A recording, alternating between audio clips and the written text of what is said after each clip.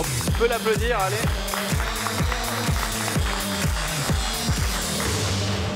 Tu te mets où? Là, allez, tiens, mets-toi au centre, tu seras bien au centre. Ouais, comme tu veux. Mais c'est normal, tiens. Tu m'entends? Bouton rouge, bouton vert, d'accord? Ouais. T'as compris? Allez, je vais essayer dessus. Même Pierre a compris. Je disais effectivement que tu es géographe de formation. Ouais.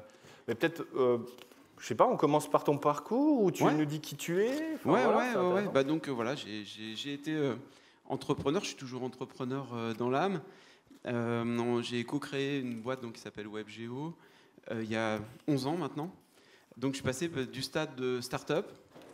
La définition de start-up, c'est une boîte qui est sur le point de mourir, jusqu'à ce qu'elle trouve un business model. Et un business model, bah, c'est avoir des clients, avoir des revenus, tout simplement. Okay. Et ça finit par nous arriver. À gagner de l'argent? Ouais. Et même un peu plus que ce qu'on dépense. D'accord. C'est ce qui est la base, quand même. D'accord, ok. Ah, et c'est ça, je me disais aussi. Voilà, donc ça a été une aventure extraordinaire. 3 pivots, repositionnement, etc. Mais avec toujours une idée derrière la tête qui était liée à... J'ai bien aimé d'ailleurs tout à l'heure, j'ai entendu, on a les clients qu'on mérite. Ouais. Mais en fait, on est ce qu'on est, donc il faut être soi-même. Et moi, je suis géographe. Alors, il fallait bien que je trouve une start-up qui matche avec ça, finalement. Mais tu me disais, effectivement, tout est parti de « il est où le câble ?» Mais c'est un peu ça, ouais. Parce que quand on apprend la géographie, déjà, la première chose qu'on apprend, tout le monde va se souvenir un peu de ses études, bah, la géo, c'est pas une science. Donc, on est déjà bien emmerdé. C'est pas vraiment une science qu'on apprend, une science dure, avec des méthodes. C'est finalement, on apprend à agréger pas mal d'informations. Et moi, j'ai appris ça dans la fin des années 90. Ça se voit aux cheveux blancs. Et j'ai même appris ça en Finlande, au R&D de Nokia à l'époque. C'était comme aller faire son stage chez Apple. Okay. Bon, ça a changé. Hein. Il y avait le serpent, le Nokia 3210 et tout ça. J'ai perdu du temps, moi, là-dessus. Ouais. Et en fait, j'ai appris l'informatique liée à la géographie. Et petit à petit, ma discipline a changé. Et ça a été, en effet, ça s'est transformé sur le où. Alors, finalement, ce qu'on a appris petit à petit dans cette transformation de la géographie, de la cartographie, bah, c'est que petit à petit, on a inventé des cartes, mais finalement, derrière les cartes, il y avait de l'intelligence qu'on pouvait apporter. C'est notre job. Donc, on a fait une boîte autour de ça avec mon associé. Je crois que j'avais préparé... Bon, c'est vraiment une slide commerciale, mais aujourd'hui, on est maintenant bientôt 70. On a une vraie croissance très puissante. On est même devenu partenaire de Google Maps pour les entreprises. On est même maintenant le leader des partenaires de Google Maps en Europe. Et on se déploie dans le monde avec des présences locales en France, au UK, aux Pays-Bas, en Allemagne, en Italie, en Espagne. Et on a ouvert, pendant la crise du Covid, on ne s'est pas arrêté, on a ouvert Singapour et Bombay en Inde. Okay.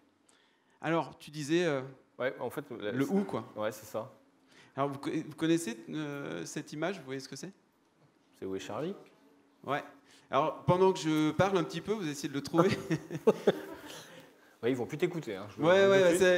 C'était à double tranchant cette slide. Je crois que c'est une bonne idée pour pas qu'ils nous écoutent. Merci de l'avoir proposé. J'ai déconné. Mais c'est finalement la question que tout le monde se pose.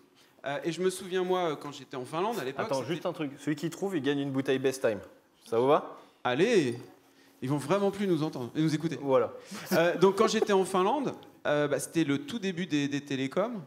Là-bas, les télécoms étaient hyper déployés. Et si vous vous souvenez, avant qu'il y ait les smartphones et tout ça, c'était quoi la première question qu'on se posait quand on avait quelqu'un au téléphone? C'est T'es où? T'es où? C'est toujours la question qu'on posait. Si vous vous souvenez, et encore aujourd'hui, vous avez quelqu'un au téléphone, t'es où? De moins en moins, parce que pourquoi? Parce qu'on partage sa géolocalisation. On utilise beaucoup plus sa géolocalisation. Alors, il est où? En bas à gauche, dans le coin. Bien vu. Il a gagné une bouteille de champ. Voilà, t'as gagné, tu vois. Il est à côté du filet de volley. Exactement. Voilà. On te donnera ça tout à l'heure. Alors, il a bien fallu répondre à cette question. Alors avant, on s'appelait T'es où?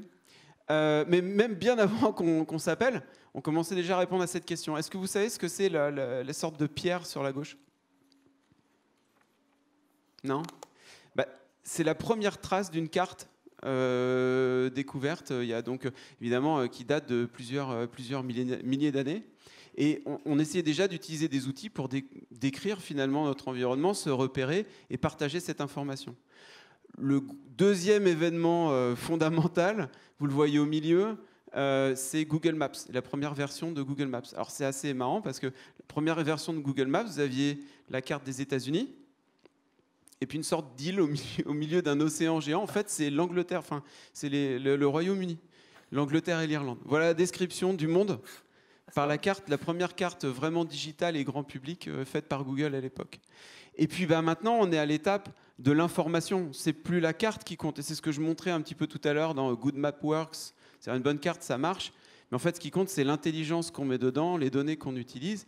Et là, on voit que la carte, maintenant, c'est un outil où il y a des étoiles et une localisation précise où on partage l'information sur ces magasins. Et moi, j'ai suivi l'évolution. Je suis démarré, je faisais des cartes au crayon avec des ordinateurs. Et maintenant, des cartes utilisées par des millions d'utilisateurs tous les jours. Mais concrètement, WooZmap, ça fonctionne comment en fait? Alors, pour arriver à faire ça, en fait, il faut mettre une couche d'information au-dessus d'une carte. Les cartes, on en trouve, les cartes notamment chez Google, c'est aussi un gros partenaire à nous. Mais nous, ce qu'on essaye d'apporter comme valeur, c'est justement que l'entreprise puisse poser ses données sur la carte. Tout simplement. Donc, poser ses données sur la carte, ça va lui permettre de partager toute cette information, l'envoyer dans Google My Business, par exemple, pour, là, on est dans les e-rep days, donc là, on est vraiment bien dans la logique, augmenter la précision d'informations qu'on partage, être trouvable sur Internet, et puis aussi aller le mettre dans le parcours client. On peut donner un exemple d'un client, par exemple, qui utilise votre techno Ouais, accorhotel.com. Ok, donc par exemple, pour eux, tu vas Alors, c'est très simple. Pour donc accorhotel.com, donc c'est une plateforme e-commerce qui génère énormément de trafic et énormément de revenus pour l'entreprise. C'est la digitalisation de la vente de nuitées d'hôtels. Quand on démarre un parcours sur accorhotel.com, il faut d'abord taper une localisation, une destination. Et donc là, ça utilise mes produits. Ok. Voilà, tout simplement. Mais et puis après, on tape même pas hôtel puisqu'on est dans accorhotel.com, on tape Mulhouse. Donc quand on commence à taper M-U-L, là, hop, ça commence à interroger mes bases de données, mes systèmes, pour pouvoir faire des propositions les plus pertinentes à l'utilisateur, pour que après il achète sa nuit sur le site internet. Et tu me disais également les taxis parisiens. Des taxis comme G7. Là, il faut trouver les taxis les plus proches d'un utilisateur de l'application. Évidemment, dans la grande distribution, les entreprises comme Carrefour pour choisir le meilleur drive, sa zone de livraison, etc. Et après, j'aurai quelques exemples de comment, justement, ça se transforme. En fait, le monde se transforme grâce à cette intelligence de géolocalisation. Vas-y, je te laisse. Parce qu'il y avait le NIRMI qui était. Voilà. Alors, nous, ce qu'on regarde, ça va être, je suis désolé, parce qu'on parle beaucoup de data, je vois des data extraordinaires. Moi, c'est le seul graphe avec des data que je vais vous montrer cet après-midi. Donc, c'est ce qu'on suit. Moi, c'est ce que je suis depuis la création de la boîte. Parce que nous, on apporte des outils pour répondre à autour de moi. Qu'est-ce qu'il y a autour de moi? C'est la question. Et donc là, quand on regarde les Google Trends, d'abord, la première chose qu'on voit, c'est que depuis le début qu'on suit, c'est une croissance continue et assez exponentielle, en fait. On voit le pic de Noël. Souvent, on voit un pic comme ça dans les battements, un peu les battements de cœur. C'est à l'époque de Noël. Et puis l'année suivante, la hauteur du pic devient pratiquement le plateau de l'année suivante jusqu'au prochain pic. Puis après sont apparus les pics des Black Friday, les pics des French Days. Bon, peut-être un petit peu moins pic quand même, mais ça commence à prendre. Et puis au printemps, d'un coup, boum, en 24 heures, tout le monde s'est dit. Et moi, le premier en tant qu'entrepreneur, merde. Moi, je travaille sur le NIRMI et je pense que mon business est lié au fait que les gens bougent. Parce que je bouge et qu'est-ce qu'il y a autour de moi? Un taxi, un magasin, etc., un produit. Et là, on s'est fait très peur quelques heures. Donc, on a vu le décrocher et tout à coup, c'est reparti. Alors là, on s'est dit, c'est un peu... Tiens, qu'est-ce qui se passe? On s'est regardé nous-mêmes. Je pensais pas, oui, c'est quoi ma vie? Je suis confiné chez moi. En fait... Je me suis rendu compte que je ne savais pas ce qu'il y avait autour de moi, NIRMI, mais juste dans un rayon d'1 kilomètre. Et donc, en fait, on s'est rendu compte qu'il y a des business qui, évidemment, par nature, se sont mis en pause. Prendre des nuits d'hôtel, c'est impossible. Enfin, c'était impossible. Par contre, trouver à manger, c'est devenu une des préoccupations principales de tout le monde, alors que ça ne l'était plus tout à fait. Enfin, c'était naturel, il y avait des habitudes en place. Et donc, on a vu des sites e-commerce dans lesquels on est implémenté, comme Carrefour, faire des x10, x20 trafic en 5 minutes. Okay. Le lundi du confinement, juste tout le monde dit « Ok, ce soir c'est bâché, on n'a plus le droit de sortir. Où est le Carrefour à côté de moi? Pas le Carrefour où j'ai l'habitude d'aller. » Donc du coup, ce NIRMI, donc on voit d'ailleurs, tu vois, le NIRMI est reparti. Ouais, et puis on reste plus haut que. Ah ouais, ça y est. Et pourquoi? Parce que maintenant, il faut répondre à de nouveaux enjeux. L'accélération du digital, ça déjà, on voit des boîtes qui sont des clients à nous comme Decathlon, qui ont cranté du e-commerce pendant le confinement. Ils s'étaient dit bon ça va rebaisser. Ça baisse pas. Le e-commerce a pris une place chez eux hyper importante.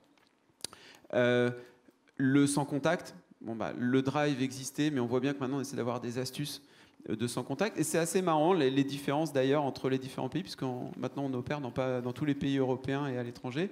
Il y a vraiment des cultures plus ou moins marquées sur le contactless. En France, on aime bien quand même encore aller un peu dans les magasins. Nouvelle mobilité, se déplacer autrement, passer au vélo. Donc on arrête les transports en commun, on prend un peu plus le taxi. Donc en fait, finalement, nous, le NIRMI s'est rééquilibré tout simplement. Les gens ont juste fait des nouveaux comportements. Et donc ça veut dire que c'est bon pour ton business et les entreprises viennent vers toi actuellement avec des nouvelles demandes et justement sur cette notion de localisation. Ben oui, en fait, comme la digitalisation s'est accélérée, il fallait répondre encore plus au NIRMI. Parce que les gens ne se rendent pas compte. Alors moi, je travaille, c'est important à mentionner, nous, on travaille avec quand même des grandes entreprises. Des entreprises de la distribution, du transport, du voyage. Comme je disais, on a à peu près 400 clients.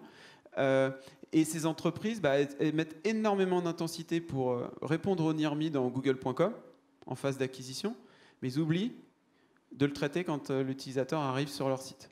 Et c'est donc une vraie inquiétude de mieux traiter l'utilisateur, avoir une meilleure expérience utilisateur.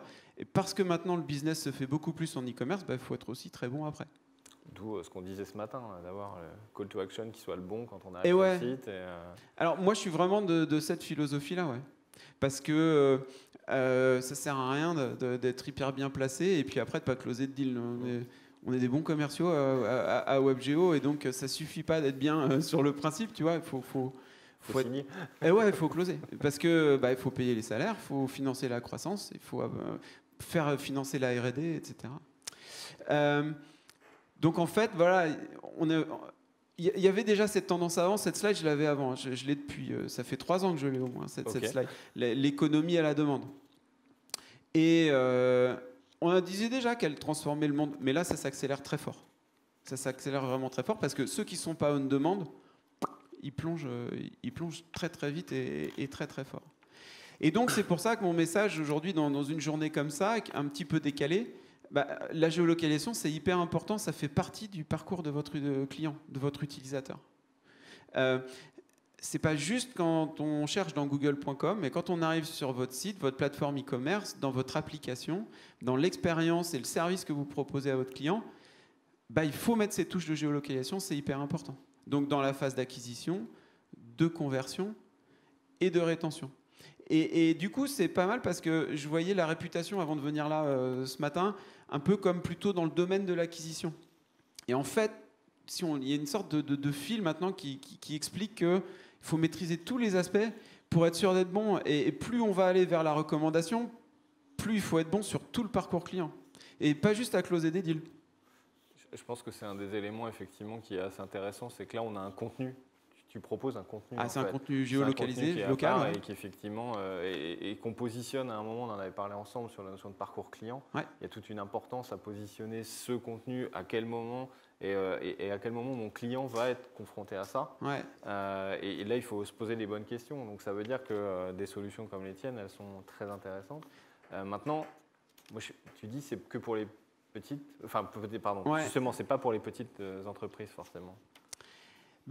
Ça non. Enfin, moi je m'occupe de ces moi je m'occupe des entreprises qui ont des structures digitales qui sont équipées internes ou externes avec des partenaires qui les aident.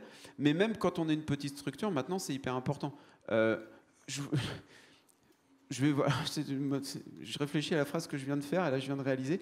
Quand je vais voir ma coiffeuse, alors quand vous regardez mes cheveux, vous dites ça fait longtemps qu'il n'est pas allé voir sa coiffeuse.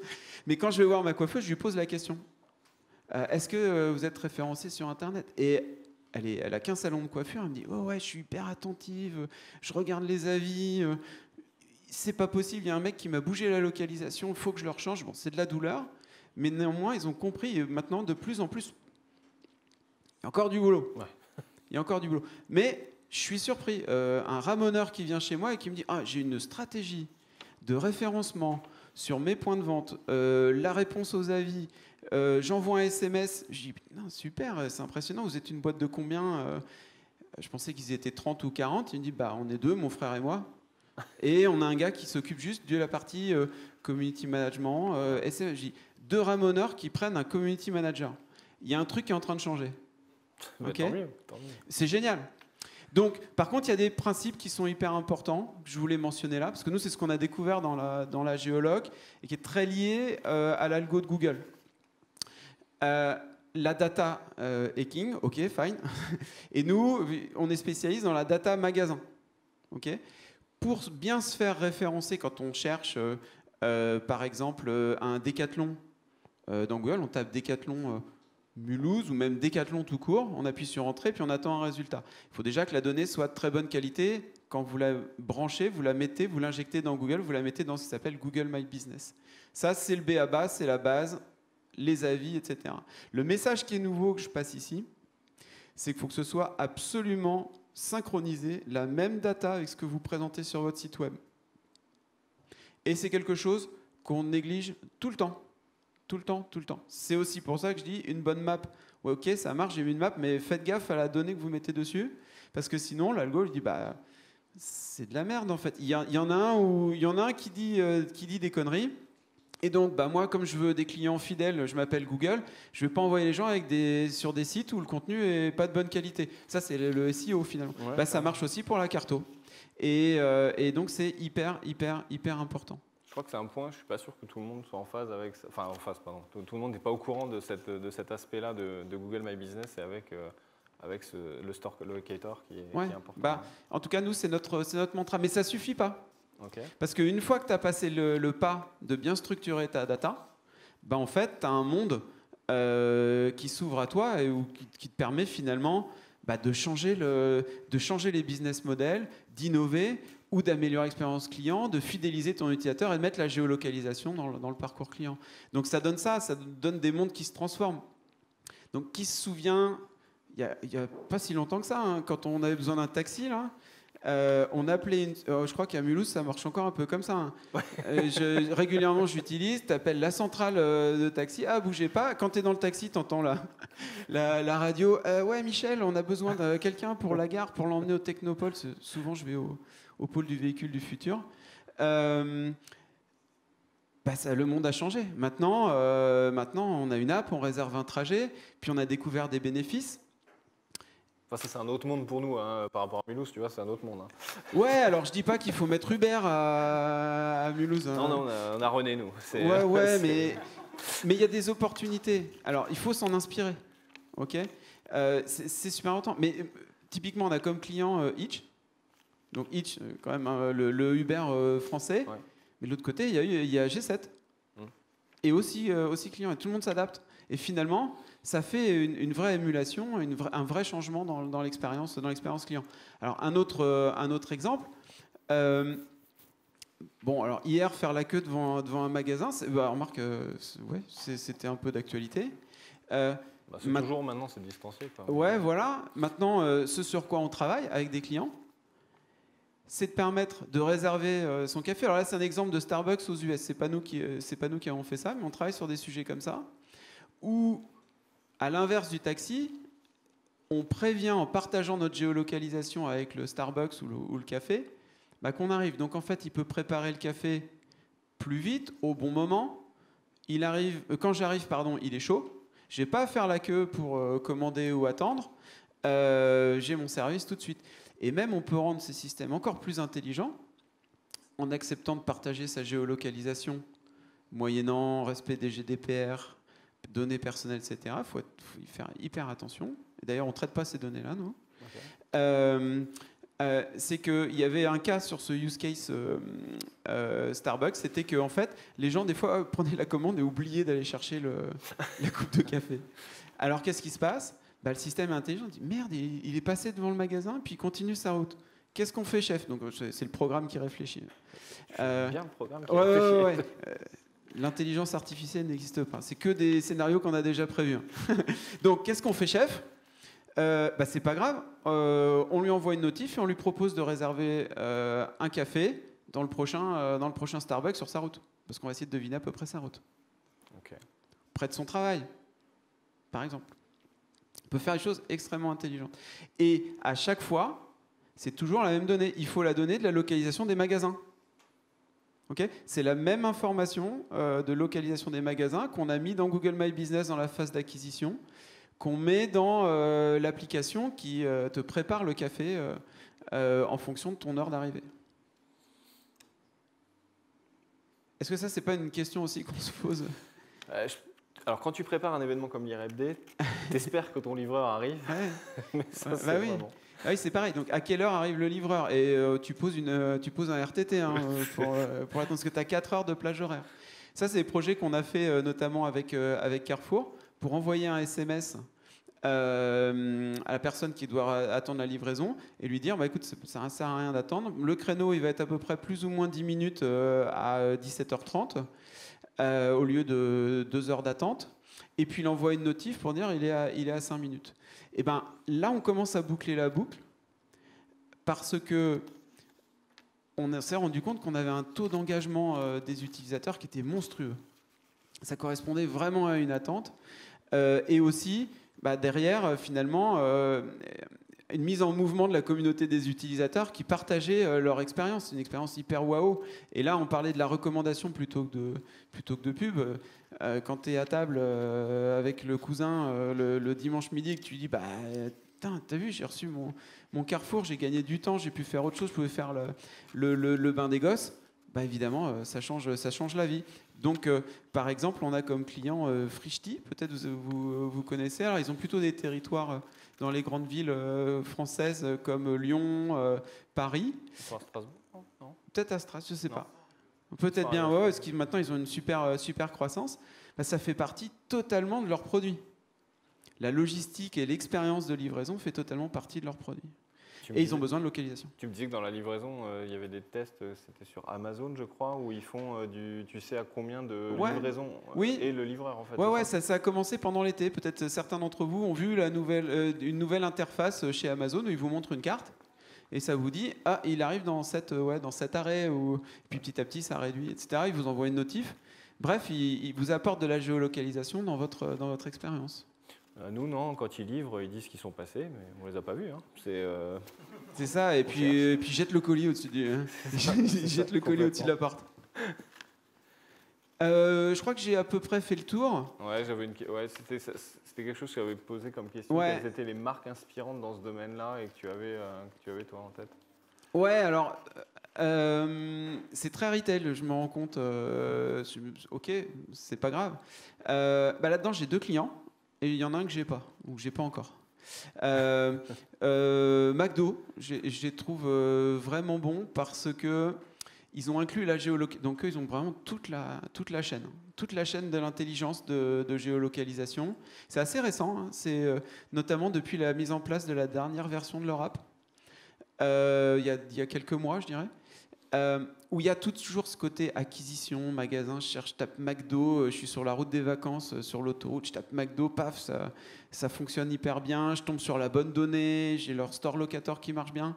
Je peux commencer à prendre même à réserver un menu, etc. Et dans l'app, ça sélectionne automatiquement le magasin favori, ça le rechange si on a changé de localisation. Et ce que je trouve assez génial, c'est qu'il ne parle plus de buzzword. D'ailleurs, je ne l'ai pas entendu de la journée. C'est omnicanal, machin. Alors que c'était à la mode il y a 2 ans. Hein. Non ? Ouais, On va peut-être mettre, je suis un peu jet-lagué aussi. 360, tout ça. C'est ça, ouais.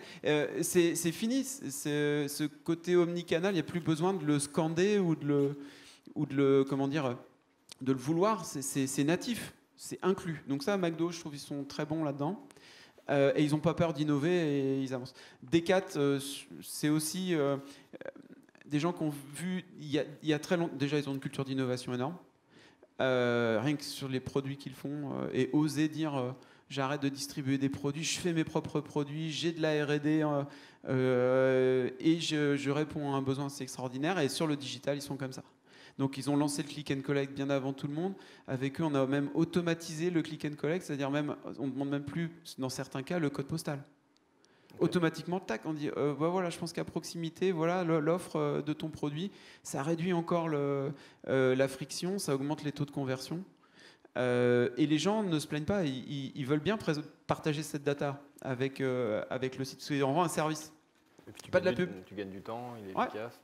Et Deliveroo, le dernier point sur Deliveroo, c'est que vous connaissez Deliveroo. Là, ici, là, on est arrivé. Voilà, on n'a pas les taxis. Il n'y a pas Uber Eats, mais il y a Deliveroo. Si, il y a Uber Eats aussi. Il y a Uber Eats quand même, pardon. Ouais. Donc Deliveroo, donc c'est pas un client, mais ce qui m'impressionne avec eux, c'est qu'ils vous améliorent votre expérience client. Vous n'avez plus besoin d'aller faire la queue quelque part, vous vous faites livrer. Vous avez l'estimation d'heure d'arrivée du livreur, machin, l'expérience est top. Mais c'est pas ça la puissance de Deliveroo. C'est qu'ils ont réinversé le truc. Ils ont créé une plateforme dans laquelle ils référencent tous les magasins, c'est-à-dire tous les restaurants. C'est devenu une plateforme d'audience. Et moi, quand je discutais avec comme ça, j'aime bien aussi poser la question à des restaurateurs. Le gars me dit, mais moi, maintenant, mon endroit d'acquisition d'informations, c'est Deliveroo. Je dis, Deliveroo, c'est la livraison. Il dit, non, c'est là où je chope des clients. Donc en fait, la boucle a bouclé. J'utilisais la géolocalisation, j'optimise ma logistique, l'expérience utilisateur, puis en fait, cette même plateforme sert à augmenter ma visibilité, générer du trafic, et ça fait une boucle pratiquement infinie en fait. Et là, moi, je trouve qu'il fallait l'inventer. Et quand c'est sorti, j'avais pas compris. Donc j'assume.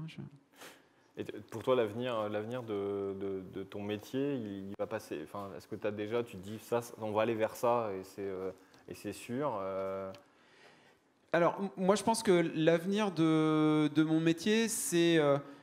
moi, ma mission, c'est d'essayer de rendre le monde plus intelligent grâce à la géolocalisation. Et on est en train de changer. Là, il y a un truc qui a changé. C'est que la géolocalisation avait une tendance très forte sur la publicité, si vous vous souvenez, avec des plateformes comme Timo, etc., où ils vous vantaient des pubs pour générer du web to store, mesurer les visites, etc. Ça, c'est en train de disparaître complètement parce qu'on bascule sur l'expérience digitale et avec cette géolocalisation incluse, et c'est beaucoup plus puissant, ça garde beaucoup plus les clients. Et pour faire ce monde intelligent, il faut beaucoup d'intelligence en géolocalisation et des solutions. Et moi, je pense que ça, c'est vraiment le futur. Il y a vraiment largement de quoi innover, parce qu'on a besoin de services pour se concentrer sur notre vie familiale, perdre moins de temps dans les magasins, mais aussi dépenser moins d'énergie. Ça devient un coût. C'était Greg qui disait ce matin, le carbone, faut l'inclure dès maintenant dans sa stratégie. Bah ouais, les gens se déplacent moins, plus pratique. Il y a énormément de bénéfices à trouver. Et pour ça, notre équipe, parce que je m'inclus dedans, mais en vrai, j'ai une équipe extraordinaire avec des ingénieurs, des consultants et des bons vendeurs. Le but du jeu, c'est de cartographier le monde et d'amener cette intelligence aux entreprises, tout simplement. Okay. Voilà. Bravo. Ouais. Et petite anecdote aussi, WebGeo Service s'est créé à Montbéliard. J'ai appris ça hier soir. Tu es à Paris et Montpellier. On a des bureaux, on a un bureau à Montbéliard, donc je connais un petit peu. Ah, tu vois, à quelques kilomètres, tu étais à Mulhouse. Hein, ah ouais, ça s'est joué à rien. Ça s'est joué à rien. Ouais. Est-ce qu'on a des questions qui sont arrivées sur l'appli ? Alors, c'est Sophie qui va nous les dire au micro, puisque nous n'avons plus Damien. Alors, Sophie, elle va normalement les dire au micro. Elle arrive un instant. Est-ce qu'on a une question dans la salle en attendant, peut-être ? J'essaie de regarder. Non. C'est bon? Il est allumé là? Vous m'entendez? Ah, c'est bon, vas-y. Bonjour. Salut. Alors, Elle est tout en haut. la première question de Juliane B. Quel conseil donneriez-vous à des restaurateurs qui n'ont pas le budget de McDonald's ou de Deliveroo? Par où commencer dans ce contexte de distanciation sociale? Alors, très bonne question. Moi, le conseil que je donnerais, c'est vérifier que votre data est bonne dans Google My Business. Parce que ça, vous n'avez pas besoin d'être une grosse entreprise. Vous créez un login, un mot de passe dans l'interface. Il y a une interface qui est très bien dans Google My Business pour gérer un commerce. C'est vachement plus compliqué quand tu as 100 bouclards. Là, ça devient un enfer et c'est là qu'il y a besoin de nos solutions. Mais un restaurant ou 2 restaurants, il faut aller être sûr que la géolocalisation est précise, l'adresse est précise et le point sur la carte est précis. Et puis après, vous avez plein d'informations à rentrer. Et notamment, maintenant, les services de livraison sont des métadonnées de Google My Business qui sont hyper importantes pour être bien rankées. Les horaires d'ouverture, c'est fondamental. Enfin voilà, il y a toute une série de choses. Remplissez le max que vous pouvez. Mettez des photos. Une fois que vous avez fait ça, vous n'avez plus qu'à aller le faire dans Deliveroo et dans Uber Eats. Voilà mon conseil. Pour commencer. Ok, merci. Question suivante de Alina. Comment gérer la géolocalisation sur le site internet pour une marque nationale proposant une grande diversité des services? Exemple, la marque a plusieurs bureaux à Mulhouse, Colmar, Strasbourg, etc. Comment faire le lien entre les adresses présentes sur le site internet et Google My Business? Tout doit être fait sur le même compte Google My Business. Point d'interrogation. Ouais, très bonne question. C'est là que la douleur commence à intervenir et que c'est pas facile de le gérer tout seul. Et là, il faut de l'aide. Donc, il faut soit de l'aide de nous, soit de l'aide de gens comme Christophe pour vous aider à bien structurer votre donnée. Et puis après, il y a des outils très simples pour aller les synchroniser très facilement. Ce qu'il faut, c'est bien la structurer d'abord en tant que donnée. Il n'y a pas besoin d'une base de données très compliquée. Un Google Sheet ou un Excel, c'est la base. Et après, il faut aller l'envoyer dans les systèmes. La deuxième étape, c'est de réfléchir à vos parcours clients, encore une fois. C'est vrai qu'on n'en avait pas parlé, et c'est un point sur lequel je voulais aller vers toi, sur le parcours client. Ouais. Bah voilà, donc il faut réfléchir au parcours client, se dire, bon, c'est quoi mon objectif? Il faut juste qu'il contacte l'agence. Bon, bah, c'est très bien, ça ressemble aussi un peu à ce qu'on fait dans l'automobile, prendre un rendez-vous pour un essai ou des choses comme ça. Et la clé, une des clés d'entrée, il faut aller le présenter à l'utilisateur. Tapez votre code postal. Ça paraît tellement bête, mais tapez votre code postal. Avec nos outils, vous calculez où est l'agence ou l'adresse la plus proche. Et puis après, vous affichez les informations. Il faut arriver à le faire au bon moment. Si vous avez une plateforme de e-commerce, à ce moment-là, vous avez des opportunités d'aller amener cette information dans la page du produit. C'est-à-dire l'utilisateur, il ne va pas trop à la localisation. Le web, c'est pas comme quand on va dans les magasins. Je vais dans un magasin, puis je me balade et je vois si je trouve des produits. Le web, c'est je cherche un produit, j'arrive sur la page du produit, je regarde les caractéristiques, et puis il doit y avoir un petit encart qui dit je t'ai géolocalisé automatiquement, je l'ai à moins d'1 heure de ta localisation. Ou tape ton code postal et je te dis si je peux te livrer, si je peux, parce que j'ai tes zones de livraison, je connais mes zones de livraison, ou je l'ai en stock dans un magasin. On a le temps encore pour une dernière question, je crois. Une dernière, oui, de David qui était tout à l'heure sur scène. Quelle évolution de la relation à la géolocation selon la génération? Je pense par exemple aux millennials adeptes de produits comme Zenly. Y a-t-il une progression de ces usages auprès des marques avec les nouvelles générations? Ça, c'est une super question. Et alors, la réponse, elle est... comment dire? Je vais faire la réponse en plusieurs morceaux.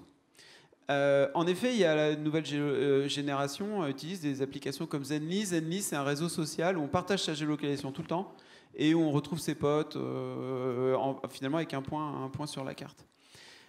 Moi, je trouve que la nouvelle génération... Donc, il y a deux choses. La nouvelle génération et puis ma génération est un peu plus vieille. Donc, la nouvelle génération, elle segmente vachement l'information parce qu'elle sait nativement ce que c'est que la data. Elle sait ce que c'est quand elle a un deal pour partager sa donnée. Donc, en fait, quand c'est pour un réseau social, trouver des potes et boire des bières, partage ses géolocalisations. Quand c'est pour acheter de la bouffe, le fait pas forcément. Parce que dit, bah non, là, ça m'intéresse pas, le deal m'intéresse pas. Donc, il faut toujours penser au deal que vous voulez faire avec votre utilisateur et qui est l'utilisateur. Par contre, et c'est des expériences qu'on avait eues avec Carrefour, du coup je vois le logo de la presse qui va arriver. Encore là, oui. Pardon, je le vois sur le retour, teasing. Mais c'est des expériences où, par contre, à l'inverse, sur des populations plus vieilles, c'était totalement contre-intuitif, hein, partage de géolocalisation élevé parce qu'on rend un service. Et là, la proposition était beaucoup plus claire. Je dois gagner du temps, il faut que je m'occupe des millennials, je te partage ma géolocalisation pour te prévenir quand j'arrive au drive, dis-moi s'il y a des promos dans le coin, que je ne me déplace pas pour rien, etc. etc. Voilà. On aurait pu encore en parler, mais... vous avez remarqué, je peux en parler pendant On est obligé d'arrêter. On peut applaudir Jean-Thomas, on te remercie d'être venu également. Jean-Thomas s'est déplacé de Paris pour venir nous voir, donc c'est super sympa. Je ne suis pas un super héros. Non, mais merci d'être venu. Voilà.